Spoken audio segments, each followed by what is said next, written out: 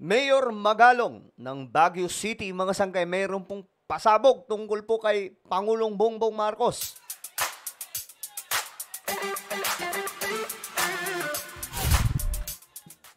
Hello, what's up mga sangkay? Magandang oras po sa inyong lahat. Ito, pag-usapan po natin itong revelasyon ni Magalong patungkol po kay PBBM, mga sangkay. Ay nako. Anyway, bago tayo magtuloy-tuloy, sa mga hindi pa po dyan nakakapag-subscribe, makikita nyo po yung subscribe button sa baba ng video na to. I-click nyo lamang po yung subscribe, i-click ang bell, at i-click nyo po yung all. Sa mga nanonood po sa Facebook, i-follow nyo po yung ating Facebook page. Alright? Shoutout po sa lahat ng mga solid sangkay na nanonood ngayon. Comment down below, hashtag solid sangkay, kasama po ang inyong mga lugar. Alright, ngayon mga sangkay, pag-usapan po natin itong pasabog po ni Mayor Magalong tungkol po kay PBBM. Eto mga sangkay, pakinggan po natin. Galit at dismayado. Ganito inilarawan ni Baguio City Mayor Benjamin Magalong ang naging reaksyon ni Pangulong Ferdinand R. Marcos Jr. matapos niyang personal na ibigay sa Pangulo ang mga dokumento na may kinalaman sa mga maanumalyang proyekto. I was assessing him. Talagang he has the determination, he has the conviction. He's very much committed to make sure na before matapos yung kanyang terminos, something should happen. Something should really happen na maramdaman ng taong bayan. Okay. So, yun ang paliwanag ni Magalong. I know, mga sangkay, may mga iba dito. Ako kasi neutral ako, hindi po ako yung tipong kapag binatikos ko, babatikusin ko ng babatikusin kahit may ginawa na pong tama. Hindi po ako ganun, mga sangkay, no? Ngayon, ang nakikita ko lang dito kay Magalong, no? Napanood ko kasi yung interview niya kay Jessica Soho. Mga sangkay, talagang grabe din talaga yung rampant yung, alam nyo, may punto eh. Sabihin po ng iba na chismis yun o hindi, guys, may punto po yung sinasabi ni Magalong eh. Patungkol po sa korupsyon sa mga proyekto. Lalong-lalo na po yung mga ilaw na, alam mo yung nilalagay sa semento, mga sangkay? Yung nakalinya na mga ilaw. Biruin mo, yung patong nila doon, mga sangkay, hindi lang triple. Malala ang patong na ginagawa nila, mga sangkay, para sa isang ilaw lang. Buong Pilipinas po yan, bumibili. So, umaabot pa nga daw po yung nakukurap ng 9 billion para lang po doon. At isipin nyo, hindi lamang po yun ang project. Marami pa. So ngayon mga sangkay, ang tingin ko talaga dito, kailangan na pong mag-take ng action. At ito na po ang ginagawa ni PBBM. Sabi ni Magalong, galit ang Pangulo at determinado siya na malutas ito.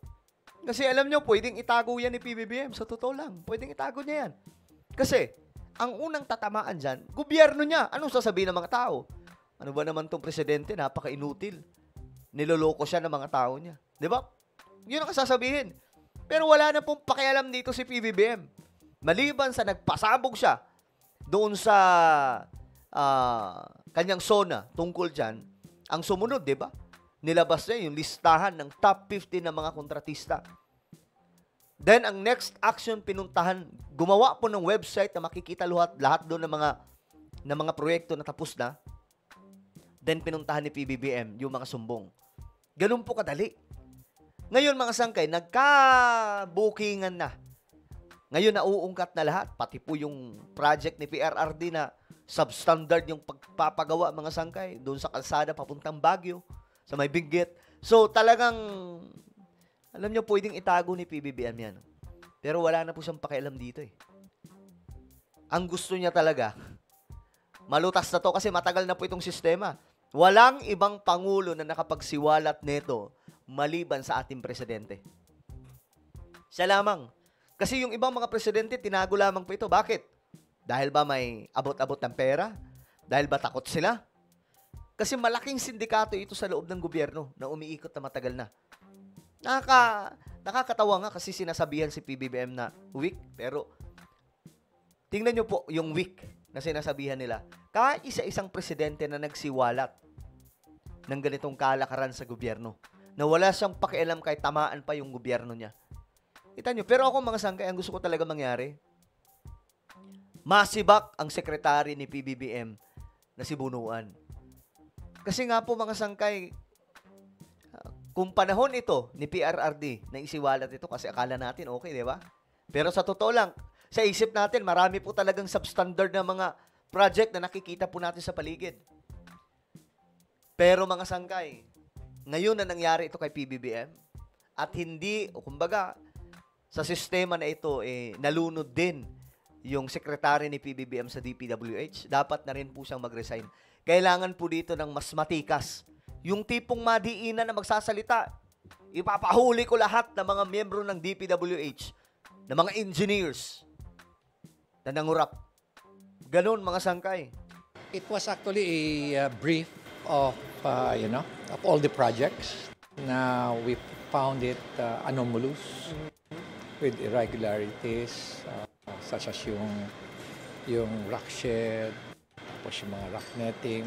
At ayon kay Magalong, kasama sa mga dokumento ay mga larawan at halaga ng mga proyekto na karamihan ay sa Benguet kasama ng Baguio City. Kita nyo mga sangkay, dito nagkabukingan. Anya kapareho ng mga halaga nito ang iba pang mga proyekto na ginawa rin sa iba't ibang bahagi ng bansa. Grabe. Ipinakita niya rin sa Pangulo ang kalsadang tinagurian niyang The Road That Leads to Nowhere na ginawa na wala man lang konsultasyon. And every time we call for the DPWH, hindi ayaw magpakita. Hingi kami ng dokumento, ayaw rin magbigay ng dokumento. Yun na nga po ang nabisto ni Magalong, mga sangkay. Matagal na pala niyang, nila, mga sangkay, pinupuntahan ang DPWH. Pero wala po. Talagang makikita po ninyo, mga sangkay, na malalim ang ugnayan ng marami sa mga tao sa DPWH. Tungkol po dito sa korupsyon ng mga, hindi lang po ito flood controls. Kasi ang pinag-uusapan dito, yung ilaw ng kalsada, di ba? Mga sangkay na nasa ilalim po ng ano yan, nasa ilalim po ng semento ba yung tawag nun, yung tinatanim, nakalinya, mga sangkay. Pero hindi lang yun, marami pa mga sangkay, yung mga ginagawa sa kakalsadahan na talaga may korupsyon. Flood controls. So, sabi pa nga po ni Magalong mga sangkay, dinala pa po niya yung makapal na mga dokumento, ebidensya sa mga substandard na mga gawa ng mga project. Hindi ko alam kung sa lugar niya yun. Dinala niya kay sekretary ng DPWH si PBBM. Alam nyo, ang sabi niya mga sangkay, walang pinansin.